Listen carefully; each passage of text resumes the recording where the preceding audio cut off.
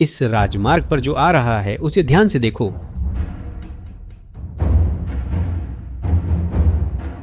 वो अजीब चीज है वहां। ये एक रूसी टैंक है, एक T-72, जिसकी कीमत करोड़ों डॉलर है, और ये एक विशाल मुर्गी के पिंजरे जैसी जाली से ढका हुआ है।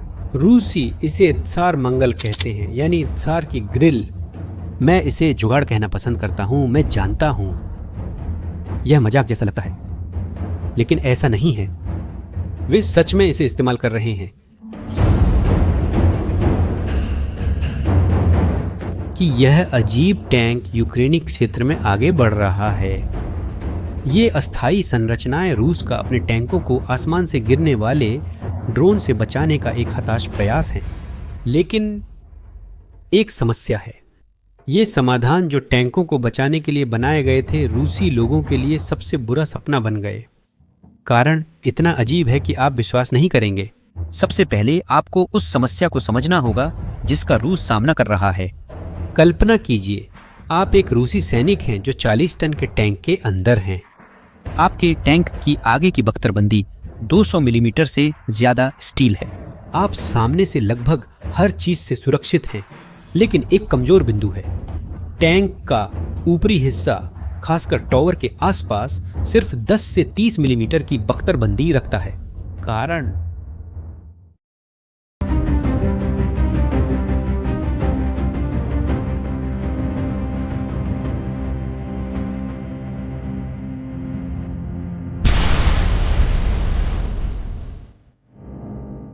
कोई भी इतनी बार आसमान से होने वाले हमलों की उम्मीद नहीं करता था।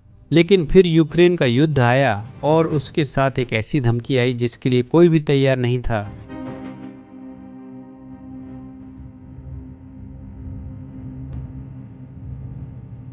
ड्रोन। मैं महंगे सैन्य ड्रोन की बात नहीं कर रहा हूं। मैं साधारण ड्रोन की बात कर रहा हूं, जिनमें से कई को अनुकूलित किया गया है व्यावसायिक मॉडलों से, जिन्हें विस्फोटकों से लैस किया गया है और फर्स्ट पर्सन में उड़ाया जाता है।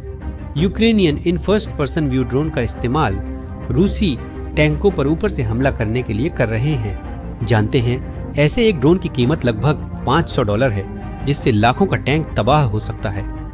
यह 360 डिग्री की धमकी है। ड्रोन किसी भी दिशा से, किसी भी कोण से आ सकते हैं और टैंक की सबसे कमजोर जगह को निशाना बना सकते हैं। रूस के लिए यह एक बुरा सपना बन गया है, इसलिए रूसियों को कुछ करना ही था और जल्दी करना था। उन्होंने निकाला समाधान यह था, खैर, इम्प्रोवाइज करना।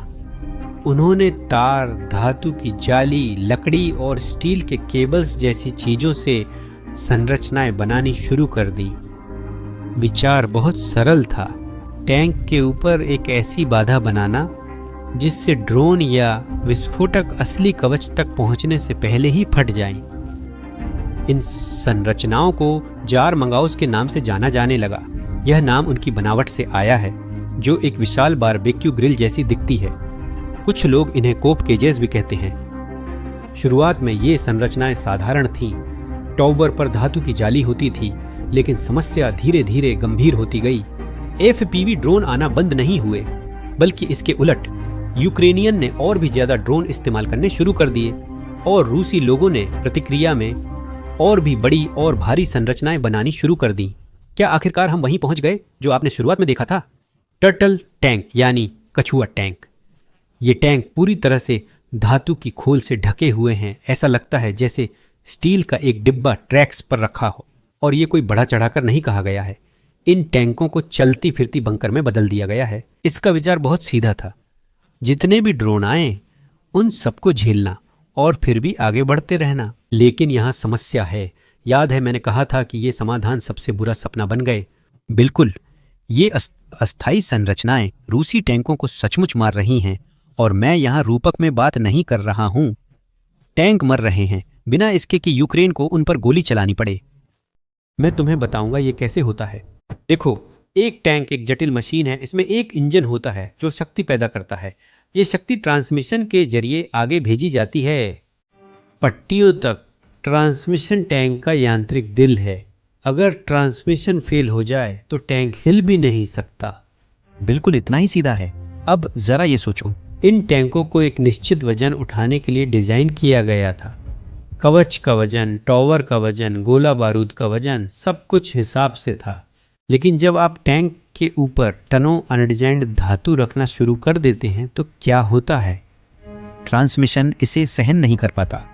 एक रूसी सैनिक ने सैन्य इतिहासकार को इंटरव्यू दिया। उसने नाम नहीं बताया, पर जो बताया वह चौंकाने वाला था।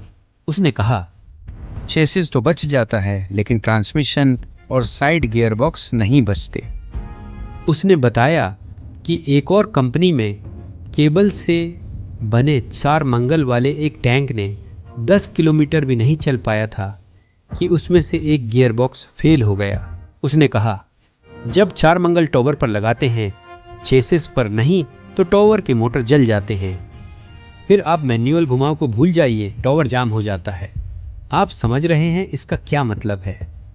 रूसी लोग इन संरचनाओं को टैंकों को ड्रोन से बचाने के लिए लगा रहे हैं, लेकिन इन संरचनाओं का वजन खुद टैंकों को बर्बाद कर रहा है।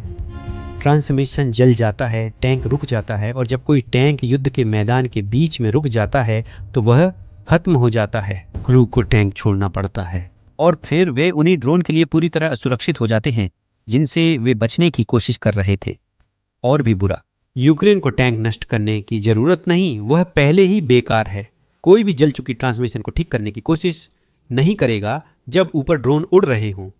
लेकिन रुको, आखिरकार रूसी सैनिक ये जुगाड़ क्यों कर रहे हैं? वे वह प्रोफेशनल कवच क्यों नहीं इस्तेमाल करते जो उनके पास होना चाहिए? यहीं पर मामला और भी गंभीर हो जाता है। रूस अपनी सेनाओं को सही कवच बिल्कुल भी उपलब्ध नहीं करा रहा है। आधुनिक रूसी टैंकों को एक चीज से लैस होना चाहिए जिसे विस्फोटक प्रतिक्रियाशील कवच या ERA कहा जाता है। सबसे उन्नत संस्करण को रेलिक्ट कहा जाता है। ERA ऐसे काम करता है।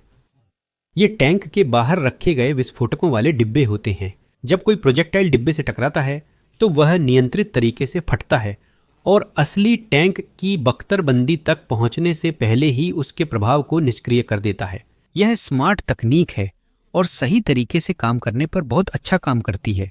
लेकिन यहाँ समस्या यह है, रूस के पास इस तकनीक की पर्याप्त मात्रा नहीं है।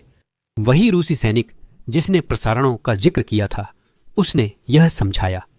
उसने कहा कि पुराने टैंकों में अभी भी कुछ ERA ब्लॉक मिल जाते हैं, लेकिन उनमें भी अब पुर्जों की कमी है।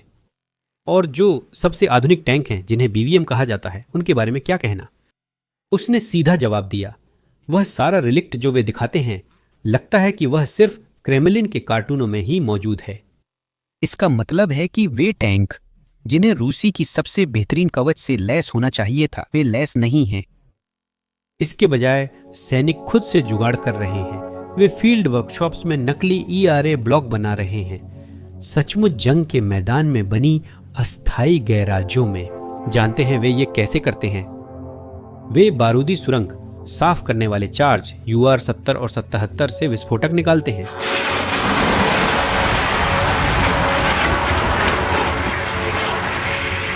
फिर वे इन विस्फोटकों को धातु के बक्सों में रखते हैं जिन्हें वे खुद बनाते हैं। इसके बाद वे इन बक्सों को टैंक से बांध देते हैं और दुआ करते हैं कि यह काम करे। सैनिक ने कहा कि यह जुगाड़ 45 डिग्री के कोण पर 50% मामलों में काम करता है। 50% यानी आधे समय, वो भी जब कोण सही हो। इसकी तुलना एक असली ERA से करें जिसकी प्रभावशीलता 90% से भी ज्यादा होती है। यह बहुत बड़ा फर्क है। लेकिन इससे भी बड़ा एक और समस्या है। अगर ERA सही से स्थापित न हो या अस्थायी रूप से लगे तो वह विनाशकारी प्रभाव डाल सकती है। रूसी T सीरीज के टैंकों में एक ऑटोमेटिक लोडिंग सिस्टम होता है। यह सिस्टम गोला बारूद को टॉवर के बेस में एक कैरोसेल में स्टोर करता है। फायदा यह है कि टैंक को 4 के बजाय केवल 3 क्रू मेंबरों की जरूरत होती है। इसमें एक कमी है, अगर गोला टैंक में घुसकर गोला बारूद को लग जाए तो सब कुछ फट जाता है। वहां पर 40 तक गोले हो सकते हैं। ये ऐसा है जैसे टैंक के अंदर 40 पटाखे जलते हुए छोड़ दिए हों। विस्फोट का दबाव बाहर निकलने का रास्ता न मिलने पर ऊपर की ओर निकल जाता है। टॉवर सचमुच टैंक से उखड़ जाता है और हवा में फेंक दिया जाता है। सैनिक इसे जैक इन द बॉक्स प्रभाव कहते हैं। और जब ERA को गलत तरीके से लगाया जाता है तो वह समय से पहले फट सकती है और बिल्कुल यही प्रभाव पैदा कर सकती है। लेकिन हालात दिखने से ज्यादा खराब हैं। युद्ध की शुरुआत में फरवरी 2022 में रूस के पास लगभग 3,330 चालू टैंक थे। उसी साल सितंबर में सिर्फ 7 महीने बाद उसने लगभग 1,000 टैंक खो दिए थे। यह उसकी टैंक फ्लीट का 30% है। तो रूस ने रिजर्व से टैंक निकालना शुरू कर दिया। सोवियत संघ ने सैन्य उपकरणों की एक विशाल विरासत छोड़ी थी। रूस भर में फैले डिपो में 7,300 से ज्यादा टैंक रखे हुए थे। ये टैंक दशकों तक यूं ही खड़े रहे, जिनमें से कई खुले में जंग लगते रहे। लेकिन ये टैंक थे और रूस को इनकी जरूरत थी। मैं तुम्हें कुछ हैरान करने वाला दिखाता हूँ। ओपन सोर्स इंटेलिजेंस विश्लेषकों ने सैटेलाइट इमेज का इस्तेमाल करना शुरू किया ताकि वे गिन सकें कि इन डिपो में अभी कितने टैंक बचे हैं, और जो आंकड़े उन्होंने पता लगाए वे डरावने हैं। अक्टूबर 2025 में एक विशेषज्ञ जिसका नाम जॉन पी 99 है ने सैटेलाइट इमेज का इस्तेमाल करके पूरी तरह से विश्लेषण किया। उसने पता लगाया कि 7,300 टैंकों में से जो रिजर्व में थे अब सिर्फ लगभग 2,887 ही बचे हैं। इसका मतलब है कि युद्ध शुरू होने के बाद से 4,400 से ज्यादा टैंक डिपो से बाहर निकाले जा चुके हैं।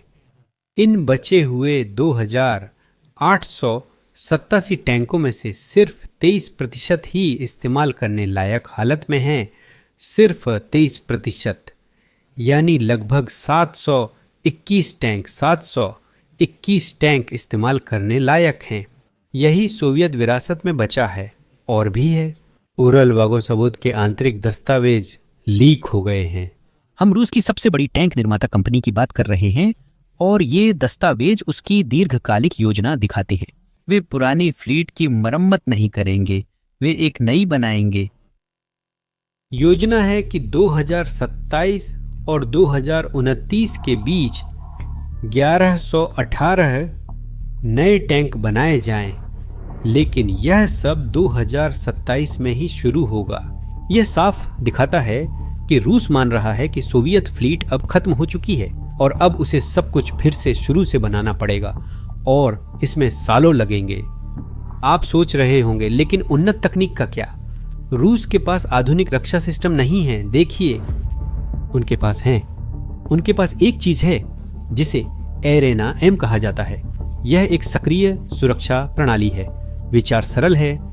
एक रडार प्रोजेक्टाइल का पता लगाता है जो टैंक के पास आ रहे हैं और अपने आप एक काउंटर मेजर दागता है ताकि प्रोजेक्टाइल को टैंक से टकराने से पहले ही नष्ट कर दे। यह इजरायली ट्रॉफी सिस्टम का रूसी समकक्ष है और यह काम करता है, मिसाइलों के खिलाफ बहुत अच्छी तरह से काम करता है। एरेना M को उच्च गति वाली एंटी टैंक मिसाइलों को रोकने के लिए डिजाइन किया गया है, जिसमें जेवलिन भी शामिल है, जिसकी कीमत $1,00,000 से अधिक है और यह इसे सफलतापूर्वक करता है। लेकिन यहाँ समस्या है। एरेना M असली खतरे के लिए पूरी तरह से अंधा है। ड्रोन। कारण क्या है? रडार को बड़े धातु के तेज मिसाइल जैसे वस्तुओं का पता लगाने के लिए डिजाइन किया गया था, लेकिन ड्रोन छोटे होते हैं, प्लास्टिक और फाइबर से बने होते हैं और वे धीरे धीरे उड़ते हैं। एरेना M का रडार डॉपलर डिटेक्शन का उपयोग करता है, जो वस्तुओं की गति को मापकर काम करता है। तेज गति वाली वस्तुओं का पता लगाना आसान होता है। अगर वस्तु धीमी हो तो रडार उसे पक्षियों, पत्तों या अन्य चीजों से भ्रमित कर सकता है। एक रूसी सैन्य विशेषज्ञ जिसका नाम विक्टर मुराकोव्स्की है ने इसे विस्तार से समझाया। उन्होंने कहा कि सिस्टम बस एक छोटे और धीमे ड्रोन को जमीन के बैकग्राउंड शोर से अलग नहीं कर पाता। तो रूस ने $100,000 के मिसाइल को रोकने के लिए दशकों और लाखों रूबल खर्च करके एक उन्नत सिस्टम विकसित किया, और वही सिस्टम $500 के ड्रोन के सामने पूरी तरह बेकार है। लेकिन इस कहानी में एक बहुत बड़ी विडंबना है जो मुझे तुम्हें दिखानी है। हाल ही में रूस की कार्बिसेव मिलिट्री इंजीनियरिंग अकादमी ने एक पेटेंट दर्ज कराया है। ड्रोन से सुरक्षा के लिए एक नए सिस्टम का पेटेंट। यह एक फोल्डिंग स्क्रीन सिस्टम है जिसे टैंकों पर लगाया जा सकता है। इसका डिजाइन हल्का, मॉड्यूलर और अनुकूलनीय है। और जानते हैं ये आइडिया कहाँ से आया? यूक्रेन से। यूक्रेनियों ने हेड अप डिस्प्ले नामक एक समान सिस्टम विकसित किया और ये सिस्टम सच में काम करता है। इतना अच्छा काम करता है कि रूस ने इसे सीधा कॉपी कर लिया। और सबसे मजेदार बात, खुद रूसी पेटेंट में वे दावा करते हैं कि नया सिस्टम रूसी विकल्पों की तुलना में 1.2 से 1.5 गुना ज्यादा प्रभावी है। वे सचमुच मान रहे हैं कि यूक्रेन की जो तकनीक उन्होंने कॉपी की है वह उनके पास पहले जो भी था उससे बेहतर है। जैसा कि आप देख सकते हैं, रूस ने युद्ध हजारों टैंकों से शुरू किया। यूक्रेनी ड्रोन ने उन्हें नष्ट किया, लेकिन रूस ने उनकी सुरक्षा के लिए पेशेवर कवच नहीं दिया। सैनिकों ने भारी ढांचे से काम चलाया। ये ढांचे टैंकों की ट्रांसमिशन को जला रहे हैं। टैंक बिना यूक्रेन के गोली चलाए ही नष्ट हो रहे हैं। सोवियत रिजर्व बेड़े लगभग खत्म हो चुका है। अब केवल 721 उपयोगी टैंक बचे हैं। रूस एक नया बेड़ा बनाने की योजना बना रहा है, लेकिन यह काम 2 साल बाद ही शुरू होगा। रूस का सबसे उन्नत रक्षा सिस्टम अरीना M ड्रोन के खिलाफ काम नहीं करता और अब रूस यूक्रेनी समाधानों की नकल कर रहा है और मान रहा है कि वे बेहतर हैं। यह हमारे सामने एक सैन्य सिद्धांत का पतन है। रूस यूक्रेन में यह मानकर गुस्सा था कि उसके टैंक निर्णायक ताकत होंगे, लेकिन टैंक आधुनिक युद्ध क्षेत्र की हकीकत से निपटने के लिए उतनी तेजी से विकसित नहीं हो पाए। और सबसे बुरी बात, वही समाधान जो टैंकों को बचाने के लिए बनाए गए थे, वही अब उन्हें नष्ट कर रहे हैं। यह एक विरोधाभास है, एक बख्तरबंद विरोधाभास। टैंक उसी कवच से मारे जा रहे हैं जो उन्हें बचाने के लिए था। और आपको इस कहानी में सबसे प्रभावशाली क्या लगा? अपनी राय कमेंट्स में बताएं। अगर आपको यह कंटेंट पसंद आया तो इसे सैन्य विश्लेषण पसंद करने वालों के साथ शेयर करें और चैनल को सब्सक्राइब करना न भूलें। अगली बार तक के लिए अलविदा।